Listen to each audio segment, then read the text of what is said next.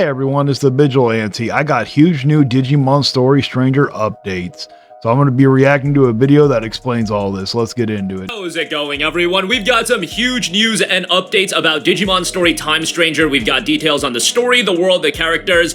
Over 450 Digimon included in the game, the largest Digimon count in a Digimon story title ever, so we'll talk all about that, man. This is shaping up to be a big title, and for Digimon fans, we eaten good coming out of a Digimon con, so again, we'll talk all that. Let's start off with the story. The story notes, the story begins in Tokyo, Japan. The protagonist is an agent of Adamas, a secret organization that specializes in investigating and solving anomalous phenomena. In the course of their investigation, they encounter an unknown creature called a Digimon in Shinjuku, an area sealed off by the government, and are caught up in a mysterious explosion. They then reawaken 8 years in the past. The protagonist then pursues the mystery of the impending world's collapse while searching for a way to stop it. Players can experience an epic story that depicts the bonds and conflicts arising from the complex intertwining of two opposing elements, past and future, the human world and the digital world, and humans and Digimon experience an epic story of bonds and conflicts between humans and Digimon. The setting of this story will be split between the human world and the digital world. On the human world side, the story will be mainly centered on Shinjuku and Akihabara. The previous Cyber Sleuth titles featured various areas from within Tokyo, but in this new title, instead of deliberately narrowing things down, we decided to prioritize recreating the city with a greater sense of scale and detail to maximize the sense of immersion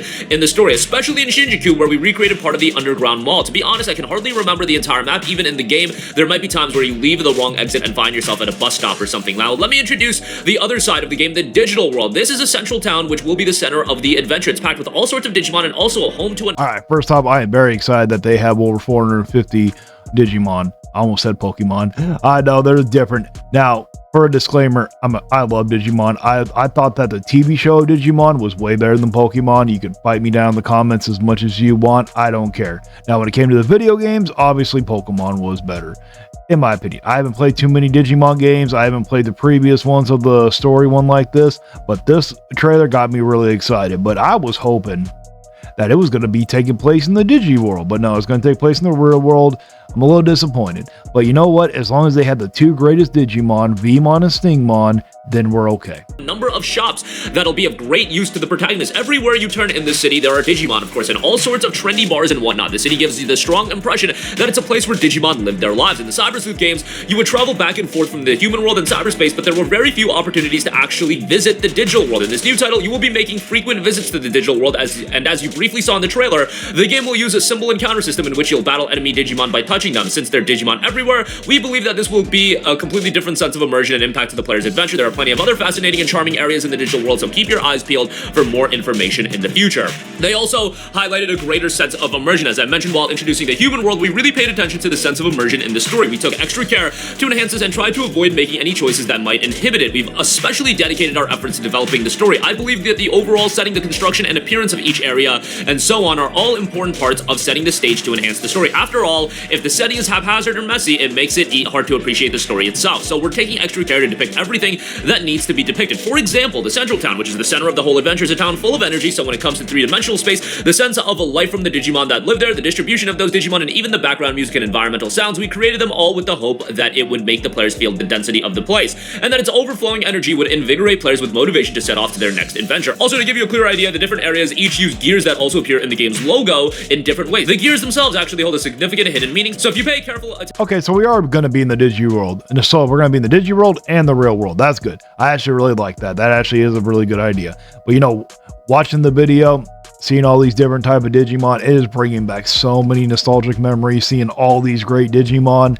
And if you notice, we had Veemon and Stingmon. Of course they would have Veemon and Stingmon. They're the two greatest Digimon to ever exist. I will fight you down in the comments. You could fight me all you want. To where they happen to appear during your adventure, I think you'll find it even more enjoyable. Time is a keyword of the title as well. This part, the keyword of time, is directly tied to the storyline of the game, so it's a bit hard for me to talk about it in detail, but I'll tell you a little bit about it. The primary objective of the game is to identify and prevent the cause of the mystery of the world's collapse, which is destined to come sooner or later. As briefly mentioned in the plot synopsis, the protagonist is not able to travel through time at will, but the story will progress as they grow more involved with it. From the protagonist's perspective, Digimon are a completely unknown existence to them, and the fact that they are thrown back and forth through time, on top of that, makes for some extraordinarily unusual situations. The intersection of the human and digital worlds was a plot point utilized in the past anime and games as well, but this title will show you just what kind of developments can occur. By adding the element of time into the mix, we hope that players will be able to enjoy this unique dramatic experience with their own hands. If you've watched some of my other videos, I always say the time travel style of storytelling is very, very difficult to nail. Hopefully they get it right, because I'm really interested in this game based on what they've said from a narrative standpoint. It's just, I do know that the time travel aspect is always where a lot of stories just go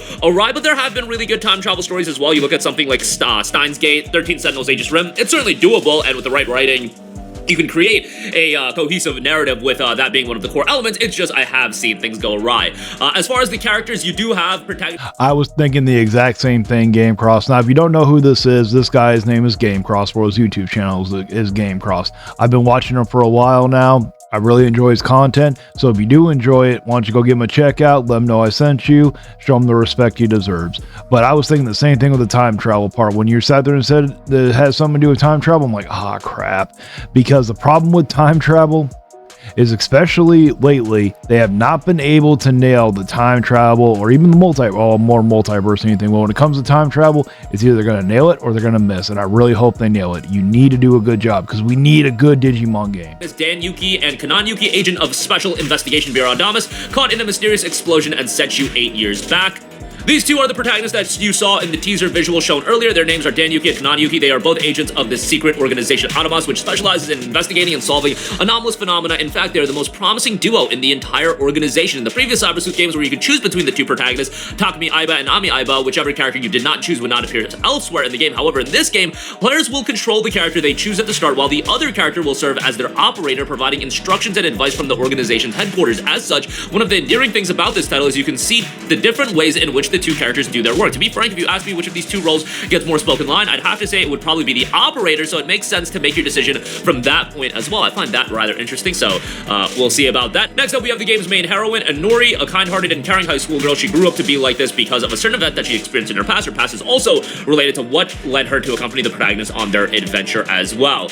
You also have Inori's partner, Digimon Aegomon, a Digimon that holds the key to the story of what fate awaits them. You have Patamon, Gomamon, and Devimon as well, all being introduced. Those are some of the more iconic Digimon as well. We have some other designs that are showcased as well. Olympus 12, I had originally planned to unveil this information in a future announcement, but since today is Digimon Con, I'll just say it now. In this game, the Digimon that make up the Olympus 12 will play an active role in the story. Simply put, the Olympus 12 are 12 Digimon that serve as the protector of the digital world, and their powers are set to rival those of the Royal Knights. Some of their members have made various appearances as Digimon in past. Hey, I actually really like that new Digimon that you get as your starting Digimon. Now, when you show the companion, my guy, why didn't you sit there and show Beamon and Stingmon? You know damn well Beamon and Stingmon are way better than any of the ones you just showed. How dare you? The disrespect. No, I'm just joking. Actually, I'm being serious. Well, not with the whole disrespect part, but Beamon and Stingmon are still better. Anime and games, but they have scarcely ever appeared all together on this scale before a major event brings them together here. They also note 450 plus Digimon. Cyber Sleuth featured about 250 Digimon, and if you include the follow-up Hacker's Memory, the total was brought up to about 330. This game has one up them both, and it has brought the total to 450 Digimon as well. Everyone on the team loves Digimon. The quality was pretty good to begin with, but we ended up redoing the Terra Force animation 3 times over. We were like, we can make this look even better.